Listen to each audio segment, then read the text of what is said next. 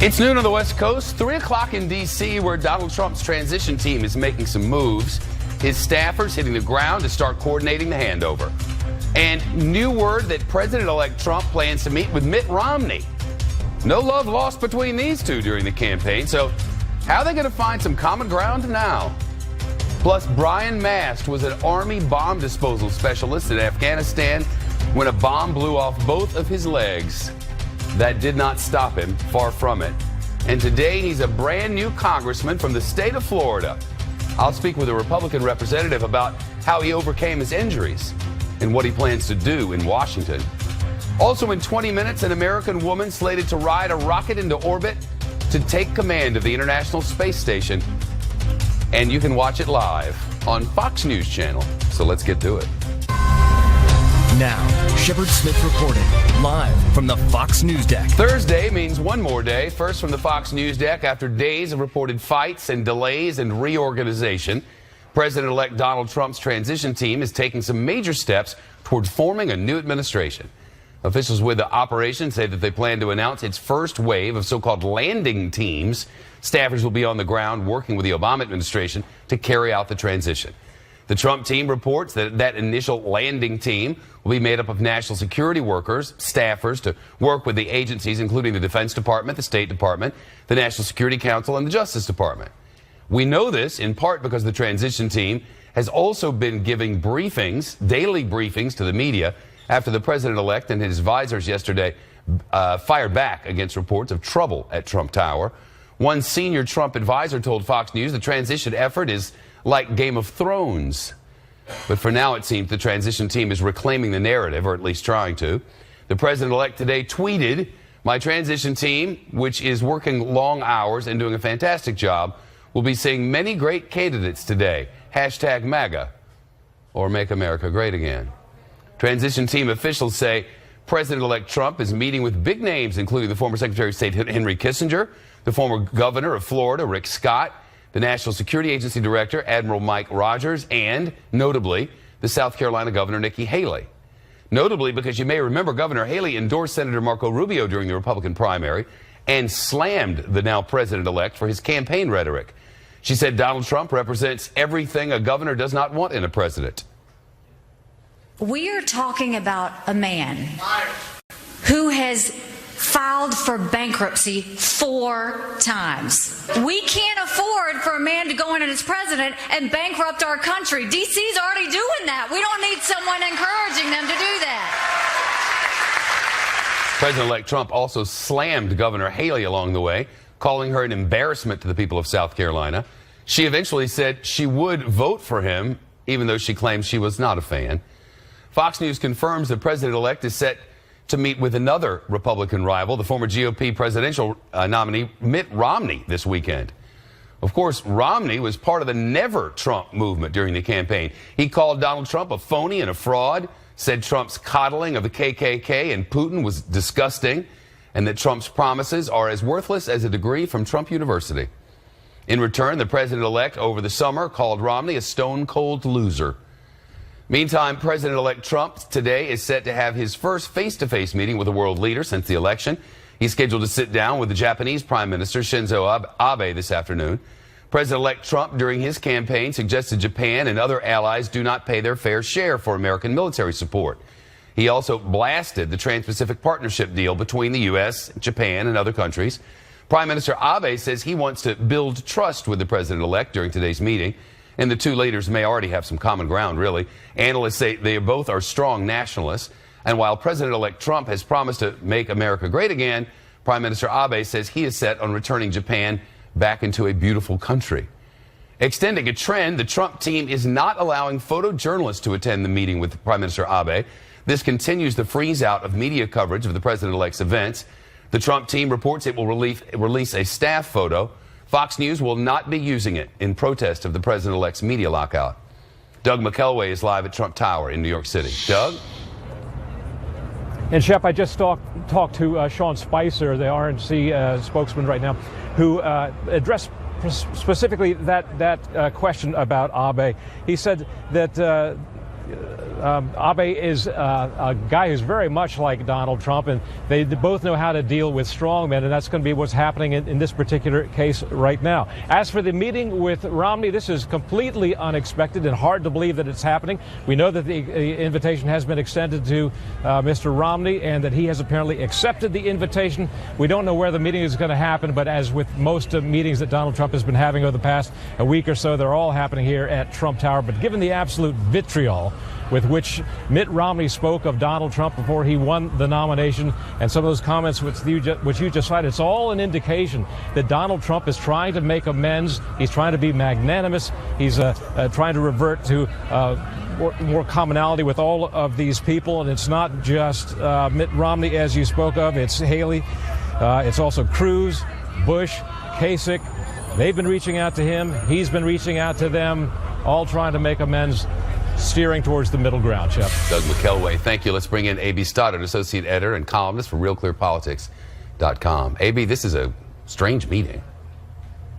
Well, I think it's only good news, Shep. If you look at the last couple of days, it was really looking like the only people, no matter their credentials, that could get a job, even at the most critical levels of national security and intelligence in the Trump administration, had to be early supporters and enthusiastic buddies of Donald Trump. And that was not assuring people. And I think this is a total switch. They've turned around and said we want to talk to everyone, even if it's literally just an APB for every Republican, and then he's going to get Nikki Haley in there and Mitt Romney and shoo them out. At least it looks like he's really trying to expand the group of people he's willing to consider for his administration. And I think that's much more heartening than the way things were looking a few days ago, when people were being purged and people were being told that there's sort of, they're going to be locked out of Trump world if they weren't supportive. We really need, obviously, the best and the brightest. This is an experiment that we're in here, someone coming to the presidency without military or political experience. We know he's not steeped in policy, not much interested in it either. And I think everyone realizes in the Republican Party, including Mitt Romney, even if they feel strongly that he was unfit to be president, that he needs to have the most stable administration that he can put together, and that they want to help him do it. You just wonder if it's a bridge too far. I'm trying to think of it personally, if it wouldn't be a bridge too far. 3 full screens. Mitt Romney on Donald Trump. Here's what I know. Donald Trump is a phony and a fraud. His promises are as worthless as a degree from Trump University. He's playing the American public for suckers. He gets a free ride to the White House, and all we get's a lousy hat. On women, hitting unmarried women, condoning assault. Such vile degradations demean our wives and daughters and corrupt America's face to the world. And on Vlad Putin, Trump says he admires Vlad Putin while he's called George W. Bush a liar. That's a twisted example of evil trumping good. I don't know if I could, the facts of the matter aside, I don't know if I could handle that kind of thing up in my White House. I think Mitt Romney actually still believes all those things, but he also knows that people didn't like Hillary Clinton. They didn't turn out for her. She lost this race by fewer than 100,000 votes in 3 states. So Trump is president. I think it shocked everything out of Donald Trump. I don't think he felt that this was going to be the outcome. I don't think he prepared for it. He wasn't preparing a thorough transition because he just thought he was going to lose and was feeling that was superstitious. And I think if you're Romney and you're looking at this, as I said, particularly in the area of national security, if you're looking at his, really inexperienced small group of advisors, and the person he trusts most being his son-in-law, who's in his 30s and has no, again, political, military, any kind of experience, I think they're thinking that they need to come help, and they need to come on board and tell Donald Trump, we've had our disagreements, but you need help. And maybe it's a sign that Donald Trump has actually realized the enormity of the job in his meeting with President Obama, and has actually been humbled to some degree enough to ask for help. Again, maybe none of these people get jobs and they're not a part of the administration. We don't know that yet, but the fact that there's this outreach, I think, is good. What's your thinking on the lack of transparency, how it affects the democracy and the people? Yeah, I'm very disturbed by what the Trump people do to the press, the way Trump has worked very hard to discredit the media, as you know, telling everyone in his rallies that the people in the back are liars and disgusting, that the cameras will never show the crowd size. Meanwhile, his campaign doesn't let the cameras to a side shot. It's just a very, very upsetting situation. We're in a perilous time in this country. There has to be a protective pool following the president-elect and the president throughout his presidency. He may not like like it. He might not have signed up for that, but that's where he is. He won the election, shock or no shock, and he has to be protected by a pool, and he has to have cameras in when he meets with world leaders, and he has to play. There's rules that Donald Trump has broken that are fine to be broken, but not that rule. And I really hope that he and his people change their minds about this in the next 60-some days. Unless people think it's about us, we don't care. If we don't have to send a staff photog, then we don't have to send a staff photog. But if something happens and the people don't get that word, this is about the presidency and the people. It really doesn't have anything to do. We're just a conduit. The Constitution says that's what we do. Regarding who he's meeting with, this meeting with Henry Kissinger, that and some others sound like they make a lot of sense. Again, I think it's very positive news. I'm so heartened that these people are trying to help Donald Trump put together an administration that can keep us, safe and stable in this transition at a time when we're the most vulnerable, new and young administrations, not only this span between November and January, but January through June or beyond, when an administration is just sort of pulling itself together, is our most vulnerable time, and our enemies will test us. And I think Henry Kissinger and other people like him coming in and trying to help him assemble a team that can handle that and be put to the test is extremely important. What do you think we can learn out of this meeting with Shinzo Abe, the Japanese prime minister? There had been some disconnect there regarding weapons and payment for support, military support, and the rest. And you wonder how much of that was just bluster, and if they can't maybe get past that today. Well, what's the problem is for Prime Minister Abe is when he's told by Trump staffers, hey, that was just rally talk, and, it's not, you can't really take him seriously or literally or whatever these favorite adverbs that they keep using is, you know what? If you're the Prime Minister of Japan, you got to hang on the guy's word. He just won the presidency. He's the commander-in-chief, the leader of the free world, and he's told you that you haven't ponied up enough and he might pull troops out of the region and you have to protect yourself and go nuclear to protect yourself from the North Koreans. I mean, the guy's obviously panicked and he wants to find out what Donald Trump really intends to do. So he says, I'm coming to build trust, which means I really need to find out what this guy really means. And then I want to build some trust and make sure that I'm well positioned with the leader of the free world. But there's reason for him to be afraid. And I understand why he placed an urgent priority in coming to meet with Donald Trump. He's the first visitor he's had. Yeah. Great to talk to you, AB. Thank you. Thanks, Shep. All right. Vice President-elect Mike Pence has a message for Washington. The Trump administration plans to make a lot of big moves, and it plans to do them quickly, very quickly. What we've learned from Mike Pence's closed-door meetings with lawmakers, that's coming up from the Fox News deck on this Thursday afternoon on a Chamber of Commerce day in Tiny Town, USA. It's 61 degrees as we are less than a week to Thanksgiving. Wow. Look out, Leader Pelosi. Challenges await. The Ohio Democratic Congressman Tim Ryan has just said he is challenging the House Minority Leader, Nancy Pelosi. He had said he was thinking about it. Apparently he thought about it and decided, yeah, let's do it. This week, House Democrats pushed back their leadership elections until later this month. Mike Emanuel's just gotten the news. He's live on Capitol Hill. There's a group now, right? Well, that's right, Shep. A lot of Democrats frustrated by the election outcome. They felt like they should have done better in the House, picked up more seats in the House. We've been hearing grumblings from a lot of rank-and-file Democrats about whether it's time for new leadership in the House after Nancy Pelosi's been in charge for so long. It is surprising in the sense that Pelosi has been so powerful. So for Ryan to step out like this is really quite defiant. But it is not surprising at all because he's been talking about it in recent days, saying if the Democrats are only the party of New York and California, then they are not going to be a majority party. He represents Ohio, the midsection of the country, the Rust Belt, and so he says that they should work for working class Americans, reconnect with those white working class voters that supported Donald Trump so much in this year's election. And so Ryan throwing his hat in the ring to go up against Pelosi. He's got 2 weeks to make the case to his fellow Democrats before they have those leadership elections. Yesterday, Pelosi fired a warning shot saying she has the support of 2/3 of the caucus. We will find out in 2 weeks if that is still the case, Shep. Democrats promising cooperation with Vice President-elect Pence, but to a point. Well, that's right. And I'm just outside the Senate chamber. Vice President-elect Mike Pence walked by just a few moments ago from his meeting with Chuck Schumer, heading to his meeting with Senate Majority Leader Mitch McConnell. I asked him how the meeting went with Schumer, and he said it was a good meeting. And then he continued on to go meet with McConnell. Bottom line, he knows Congress very well after being a member of the House for 12 years. In a new administration, it is seen that Pence would be the bridge between a new White House and Capitol Hill. Beginning to discuss areas that we might move forward on together. And that's what the American people want us to do, is find ways to revive our economy, improve American lives, enhance the security of this nation. With no disrespect for the sensitivity and knowledge of the president-elect, you know the territory. So in that territory, we will try to find our common ground where we can, and of course stand our ground when we can't.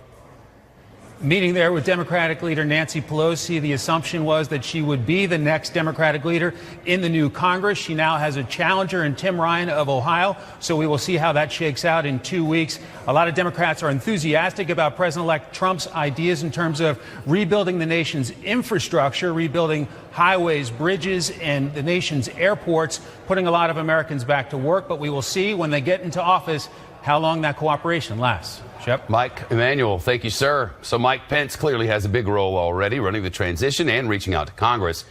But he's also very different from his boss in some notable ways. We'll talk with the Wall Street Journal Associate Editor John Bussey about what kind of VP Mike Pence might be. That's next. Vice President-elect Mike Pence will play in the Trump administration. He's on Capitol Hill today, Mike Pence is, meeting with congressional leaders from both sides of the political aisle. And the VP-elect is also leading President-elect Trump's transition team, so he's busy. Of course, the two men are very different. Mike Pence is a career politician, congressman, governor, now the next vice president, while President-elect Trump has never held public office at all. But that changes come January when he takes over the highest office in all the land. Let's bring in John Bussey, associate editor from the Wall Street Journal. Very conservative guy, Mike Pence, very sort of traditional mainstream Republican. Yes, and we are getting a preview of the role he's going to play, which is very much Mr. Outside on this. So Ronald Reagan, Mr. Outside, had, a little bit more of an insider in bringing George H.W. Bush on as vice president. Even Barack Obama, just a junior senator, needed somebody with a bit more gravitas in Congress. What's he do? He goes to Joe Biden. Trump, very much an outsider, turned to Mike Pence early to try to mollify the Republican Party and say, hey, look, I may be outside you, but I'm also of you. Witness the fact that I brought Mike Pence inside the loop. That did calm a lot of traditional Republican concerns. Yeah, it did, particularly Paul Ryan, who was concerned.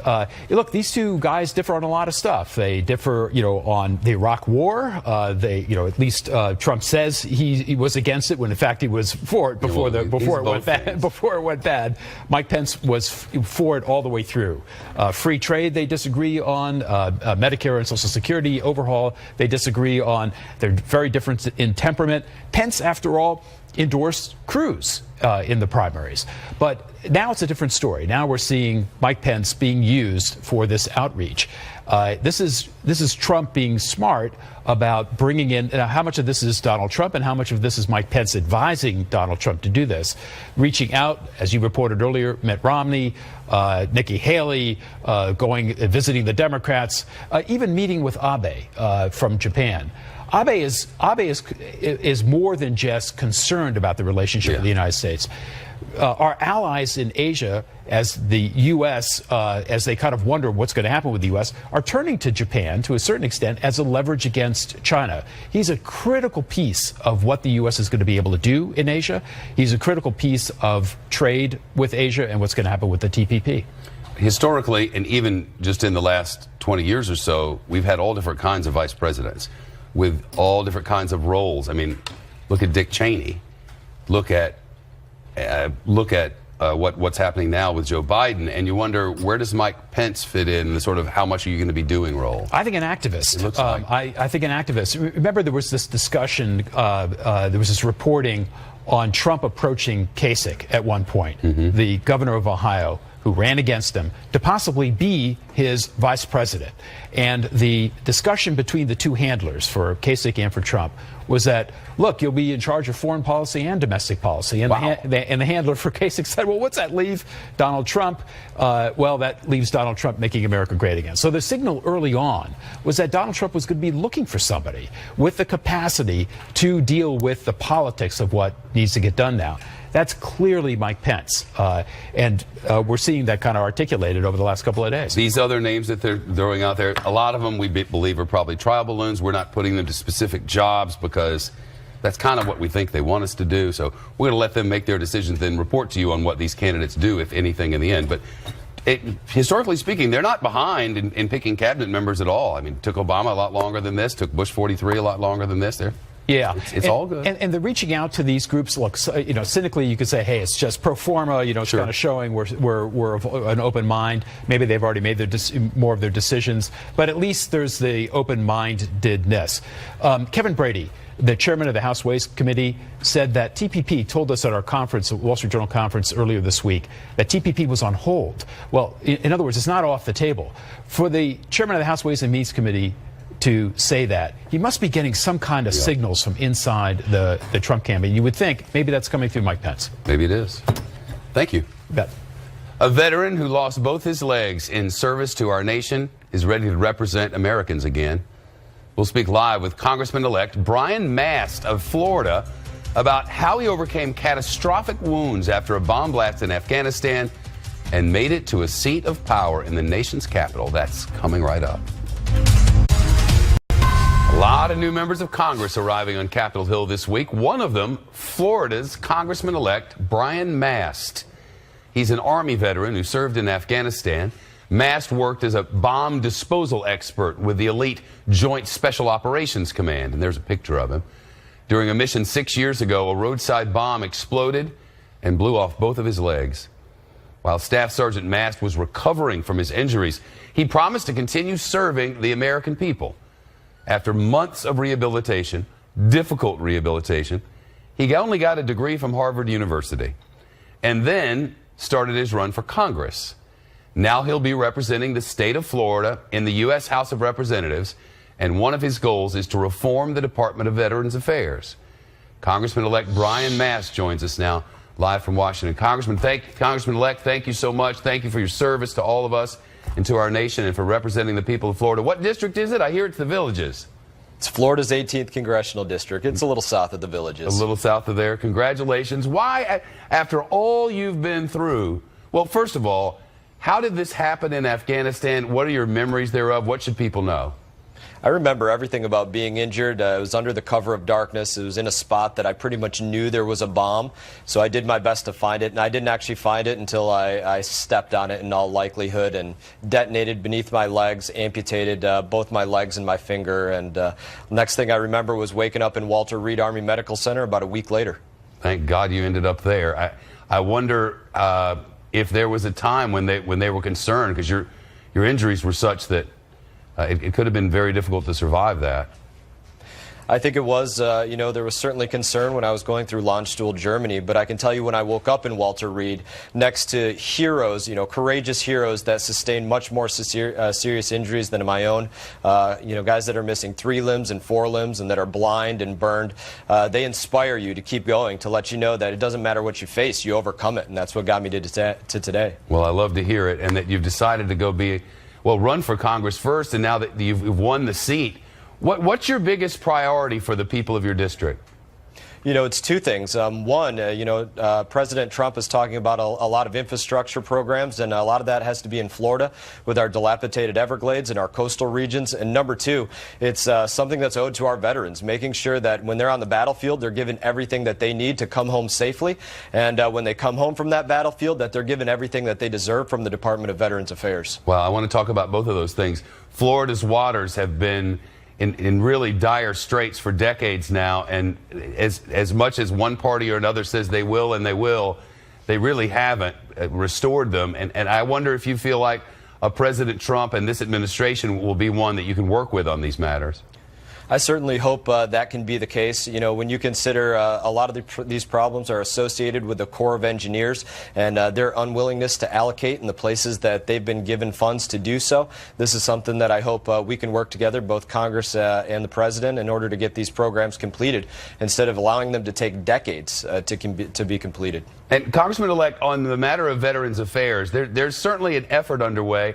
I wonder what your evaluation of those efforts so far is, and what you think the next steps are for our veterans. I don't think nearly enough has been done for our veterans, and I think people have to be at this place, in their heads that, the price for freedom is very high, and we do have Americans that are always willing to pay that price for freedom, but we cannot take that for granted. And that's what's going on right now by the VA in far too many cases. They are taking for granted that willingness of our service members to go out there and give everything they have. These service members have to be offered the opportunity to get their care wherever they want it, the VA or somewhere else, so that they're getting the care that they feel is best for themselves. So your proposal here is that veterans don't have to go to just the VA. They can go anywhere, and our people ought to pay for our people, period. That's exactly right. There is a Veterans Choice program that exists out there right now, but it's largely used for veterans that maybe they meet a certain threshold of a wait time, or maybe they live too far from their VA facility, so that might be a reason that they're given access to what they call Veterans Choice. This is something that should be given access to for every single service member that comes off the battlefield, so that they can choose the care that's best for themselves, and even beyond that, so that the VA has to compete for their care, so that the VA becomes a better institution of health. Man, that makes so much sense. I wonder if it'll fly in Washington. I wish you nothing but Godspeed. He said Brian Mast followed his father's footprints and enlisted in the United States Army, where he enjoyed service, as he puts it, for 12 years. Was injured, then got a degree, and now will serve Florida's 18th. Sir, all the best, and again, thank you so much. All the best to you. Thank you. Thanks. The nation's intelligence chief says he is stepping down before President-elect Trump takes office. James Clapper, the director of national intelligence, formally broke the news to members of Congress this morning. Clapper has said for months that he plans to leave after this term. He's been on the job since 2010. Our chief intelligence correspondent, Catherine Herridge, is live from Washington. I guess it's not a great surprise that this is happening, but the timing, him being first, seems of interest. Well, yeah, the timing's of interest, and if you follow him regularly, like we do here at Fox News, he's been doing public events for some months, and he will begin the event by saying, or close it by saying, only 71 days left to be DNI. So it's, now it's official, though. Also at that hearing, which was his last appearance before House Intelligence, he was pressed on some of the Obama administration's signature foreign policy initiatives. And despite the brokered agreement by Secretary Kerry, Clapper said there's no evidence Iran has scaled back its sensitive programs. I can't say that Iran's behavior has changed. It has continued aggressive missile development and missile fielding. On the flood, 2014 ISIS intelligence that painted a rosy picture of progress in Iraq and Syria by the administration. One lawmaker pressed witnesses on why no one has been disciplined. I have to tell you that the American people and our soldiers and sailors, airmen and Marines deserve not to wait 2 years to hold accountable folks who put bad information in the field. That can't happen until an internal report is finished by the Inspector General, and that is not expected any time before January, Shepard. Hey, Catherine, did James Clapper say anything about Russia meddling in the election? Well, there was a little bit more. He was asked about these election-related hacks and how they were designed to influence voters. And Clapper said, based on the intelligence, that this decision to publicly blame Vladimir Putin's government was certainly one that was not taken lightly. We gave considerable thought to diming out Russia with that statement. And on the FBI Director James Comey's decision to reopen and then close the Clinton email investigation on the eve of the election, Clapper said that Comey, based on his experience, acted with integrity in this situation, Shepard. Catherine, thanks. You're welcome. President Obama says the world will get through what he calls this bumpy phase of politics. The president's back in Berlin, where he got a rock star welcome 8 years ago. Now he's getting ready to hand over power to a new president here at home. What he had to say about that next. Today marks President Obama's 6th and final trip to Germany as our commander-in-chief. The Fox Business Network's Blake Berman with more on this. Blake? Hi there, Shepard. President Obama and his German counterpart Angela Merkel were the headliners of this news conference earlier today in Germany. But it was President-elect Trump who ended up being the focus. Mr. Trump, the topic in every question that was put forth to both world leaders. For example, the president was asked if he could assure Germany and other allies that sanctions against Russia would continue. The president saying he doesn't think a Trump administration would follow his administration's blueprint, but he expressed this desire. My hope is that he does not simply take a realpolitik approach and suggest that, if we just cut some deals with Russia, even if it hurts people or even if it violates international norm or creates long-term problems in regions like Syria, that we just do whatever is convenient at the time. President Obama did add, though, Shepard, that he is encouraged, as he put it, by Mr. Trump's commitment to NATO. Hey, Blake, a reporter asked whether President Obama thinks Donald Trump is a threat to global security. Yeah, that's exactly right. That question came from one of the members of the German media, and the president responded by largely talking up the ideals of democratic principles. But he did say, and I am quoting here, our politics everywhere are going to be going through this bumpy phase. The president also later described himself as cautiously optimistic about President-elect Trump. Shepard. Blake, thank you. A tough story out of Texas, a search underway for a congressman's son who went missing there. The son is 21-year-old Carl Conyers. He's a student at the University of Houston. His father is the Michigan Democrat John Conyers. He's the longest-serving member in all of the House. According to the police, the son's roommate says he last saw young Carl on Tuesday afternoon at their apartment near campus in Houston. His girlfriend told a radio station in Detroit that she was supposed to meet him yesterday, but he never showed up. Casey Stiegel is Dallas-based for us. He's live there. What else is the girlfriend saying? Well, Shepard, she's talked to WWJ in Detroit that says she received a message from his Twitter account, that it wasn't a text message, that it came through social media asking for them to meet up on campus. She said she thought it was odd, but when she went to meet him, he never showed up. And when he stopped answering his phone, that is when Daisha Lewis says she got worried and went to his apartment. But here's where it gets really strange. Lewis says that Carl Conyers' debit card, ID, and some clothes were missing, but his car keys, cell phone, and laptop were all still there. In fact, his vehicle remained outside in the parking lot. Conyers' roommate said that he last saw the 21-year-old Tuesday night and that he was, quote, stressed about school. Houston police say the FBI has joined this investigation because it involves a lawmaker's relative. Congressman John Conyers was just elected to his 27th term in office last week, Shepard. Any word from the congressman? Is he talking? No, he's not. I reached out to his communications director, and she says that the family is asking for privacy at this time. We can, however, tell you that he was at work today. He is the top Democrat on the Judiciary Committee and was also on the floor earlier managing a bill. His wife, Monica, has flown to Texas to assist in the investigation and search. Friends say Carl was well known at the University of Houston, was very active and beloved among the student body. He had just shaved his beard before he went missing, so investigators caution that he looks very different now from these photos that are being circulated. Of course, if you have any information about this case, Shepard, Houston police want to hear from you. Casey, thanks. More Americans are battling serious drug and alcohol problems than cancer, every type of cancer. That's the word from the Surgeon General now. According to a new report from his office, nearly 21 million people in the United States are struggling with what it calls substance use disorder, but only 1 in 10 is getting any treatment at all.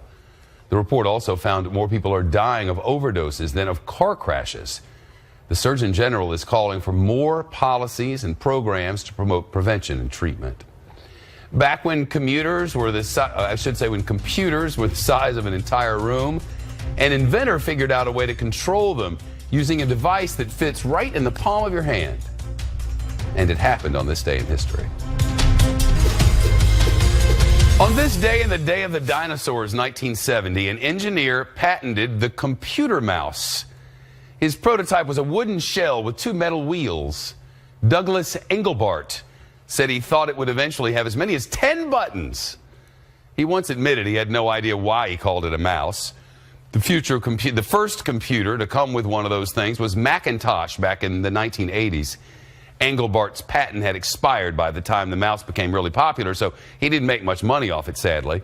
After he secured the rights to an invention that was truly ahead of its time 46 years ago today. Should news break out, we'll break in, because breaking news changes everything on Fox News Channel, but we hope not. The markets are up again. Life is good.